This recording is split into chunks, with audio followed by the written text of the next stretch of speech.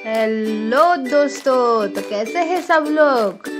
आज फिर लौट आई हूँ आपके लिए एक नई कहानी के साथ। हमारी कहानी एक डाकिया वाले की है जो हमें खत ला के देता है।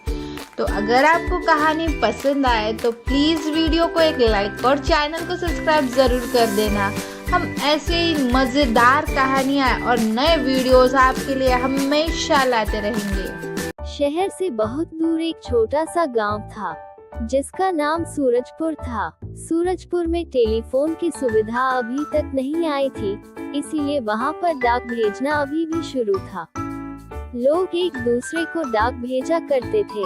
उनके गांव में एक डाकिया था जिसका नाम धर्मू था। धर्मू बहुत ही ईमानदार इंसान था। वो गांव वालों को बहुत मदद किया करता था और उनके साथ बहुत ही अच्छे से रहा करता था। एक दिन धर्मू अपने साइकिल पर जा रहा था, तभी एक घर में डाक देने के लिए रुका। उसे घर में से शीला मौसी बाहर आए और धर्मू से कहा, तुम तो हर हफ्ते मुझे टाइम पर डाक लाकर दे देते हो, इसका मुझे तो शुक्रिया अदा करना चाहिए। इस पर धर्मू कहता है, नहीं नहीं, यही मेरा काम है, और यह कहकर वह आगे डाक बांटने के लिए चला जाता है। आगे जाकर धर्मू एक और डाक देता है। घर में से एक औरत बाहर आती है और कहती है, मेरे पति तो फौज में है और तुम्हारे डाक के जरिए है मेरी उनसे बात हो पाती है। तुम्हारा बहुत बहुत धन्यवाद। ये कहकर धर्मू कहता है, ये तो मेरा सौभाग्य है जो मुझे इस काम का अवसर मिला है, और यह कहकर धर्मू वहाँ से चला जाता है। जब धर्मू अपनी साइकिल से डाक बांट कर घर जा रहा था, तभी उसे रास्ते में एक पेड़ के नीचे मनीष बैठा हुआ दिखा। मनीष एक गांव में रहने वाला आदमी था जो खेती बाड़ी करके अपना गुजर बसर करता था। वह बहुत ही उदास और गमगीन नजर आ रहा था। मनीष को उदास देखकर धर्मू से कहता है, क्या हुआ मनीष भाई, तुम इतने उदास और गमगीन क्यों लग रहे हो। ये सुनकर मनीष कहता है, मेरी माँ बीमार है और शहर के अस्पताल में है। मेरी बीवी उनके पास है और उनके पास पैसे भी खत्म हो गए हैं। मुझे उन्हें एक खत लिखना है और उन्हें पैसे भी भेजने हैं, लेकिन मुझे तो खत लिखना ही नहीं आता। मैं उन्हें कैसे डाक और पैसे शहर भेजूंगा। ये सुनकर धर्मू कहता है, तो मैं किस लिए हूँ, लो मैं तुम्हारा खत लिख देता हूँ और तुम्हारे पैसे भी खत के साथ शहर में पहुँचा देता हूँ। ये सुनकर मनीष बहुत खुश हो गया। धर्मू ने मनीष का खत लिख कर दिया, लेकिन खत पर एड्रेस मनीष नहीं डाला था, और फिर धर्मू डाक और पैसे लेकर चला गया। धर्मू ने आगे डाकिया को खत दे दिया। 2 दिन गुजर जाते हैं और मनीष की माँ को वो खत और पैसे नहीं मिलते।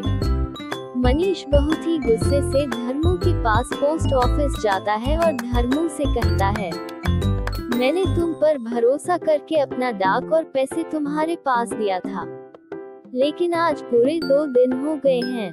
तुमने कहा कि एक दिन में मेरा डाक और पैसे मेरी माँ को मिल जाएंगे, लेकिन 2 दिन होने के बाद भी मेरी माँ को पैसे नहीं मिले और ना ही डाक मिला।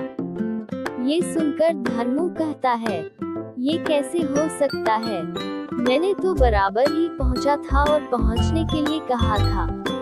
लेकिन ये सुनकर मनीष कहता है, नहीं नहीं, मेरे माँ को अभी तक पैसे नहीं मिले। ये सुनकर धर्मू कहता है, ठीक है, 2 दिन और इंतजार करो, तुम्हारी माँ को डाक मिल जाएगा। मनीष 1 हफ्ते इंतजार करता है। 1 हफ्ता गुजर जाता है, लेकिन फिर भी मनीष की माँ को उसका खत और पैसे नहीं मिलते। अब मनीष समझ जाता है कि पैसे धर्मू ने रख लिया है, और वो ये गांव के सरपंच से जाकर कहता है। गांव का सरपंच बड़े गुस्से में धर्मू के पास जाता है और कहता है, तुमने ये गलत किया है। तुमने मनीष के माँ को पैसे देने थे, लेकिन तुमने खुद रख लिए। अब तुम इस डाकघर में नहीं रह सकते, तुम यहाँ से निकल जाओ। ये सुनकर धर्मू बहुत ही नाराज हो जाता है और बहुत ही गमगीन हो जाता है, क्योंकि अभी तक उसने गांव के लिए बहुत ही ईमानदारी से काम किया था, लेकिन अभी कुछ गलती भी न होकर उसे गलती का भुगतान भरना पड़ रहा है। दूसरे दिन धर्मू सामान लाने के लिए किराना दुकान में जाता है, लेकिन किराना दुकान वाला धर्मू को सामान देने से मना कर देता है। वो कहता है तुम तो बहुत ही लालची इंसान हो और तुमने तो मनीष के पैसे ही खा लिए। ये सुनकर धर्मू को बहुत ही गुस्सा हो जाता है और वह अपने घर आ जाता है। 2 दिन धर्मू बगैर खाने पीने के अपने घर में बंद हो जाता है और किसी से बात नहीं करता। फिर अगले दिन मनीष भागता हुआ गांव के सरपंच के पास पहुंचता है और कहता है मुझसे बहुत बड़ी भूल हुई है। सरपंच कहता है अरे क्या हुआ, ये तो बताओ। ये सुनकर मनीष कहता है धर्मू भैया ने खत लिखा था, लेकिन उसे पर एड्रेस मैंने डाला था और वह एड्रेस गलत था, इसलिए डाकिया 1 हफ्ते तक उसे यहाँ वहाँ ढूंढता रहा और एड्रेस नहीं मिला तो उसने वापस डाक और पैसे मुझे लाकर दे दिए हैं। धर्मू भैया का इसमें कोई कसूर नहीं है, हमने बेवजह उन पर शक किया, मुझे तो बहुत ही बुरा लग रहा है। ये सुनकर सरपंच कहता है तुम्हारी वजह से तो हमने भी धर्मू पर शक किया। सभी धर्मू के घर जाते हैं। घर जाकर देखते हैं तो धर्मू दरवाजा बंद कर सोया हुआ होता है। सभी धर्मू का दरवाजा ठोकते हैं। बाद में धर्मू एक बिस्तर पर पड़ा होता है और 2 दिन से उसने कुछ नहीं खाया तो बहुत ही बीमार होता है। धर्मू सरपंच जी से कहता है तुम यहाँ कैसे सरपंच जी? तो सरपंच कहते हैं हमें सच्चाई का पता चल गया है, हम सभी तुमसे माफी मांगने आए हैं। धर्मू कहता है वो सब ठीक है, पहले तुम ये खत जाकर आरती बहन को देकर आओ। सरपंच कहता है क्यों, ये खत किसका है? धर्मू कहता है आरती बहन का पति फौज में काम करता था, लेकिन वो पिछले साल ही एक हमले में मारा गया। पिछले 1 साल से मैं उनके पति का खत ले जाकर देता हूँ, वो खत मैं खुद ही लिखता हूँ। उन्हें अभी तक पता नहीं चला कि उनका पति मर चुके हैं, इसी वजह से वह अभी तक जिंदा है, नहीं तो उनकी क्या हालत होती वह नहीं पता। ये सुनकर सरपंच जी और सभी गांव वालों की आंखों में आंसू आ जाते हैं। वो सभी एक बार फिर धर्मू से माफी मांगते हैं।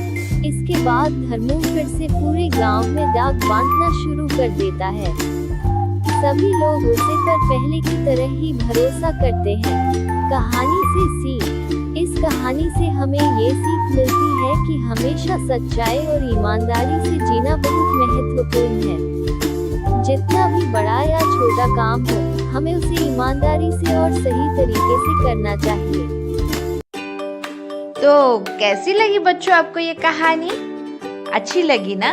तो प्लीज कहानी को एक लाइक और चैनल को सब्सक्राइब कर देना। हमारे चैनल का नाम है किड्स टून फन हाउस।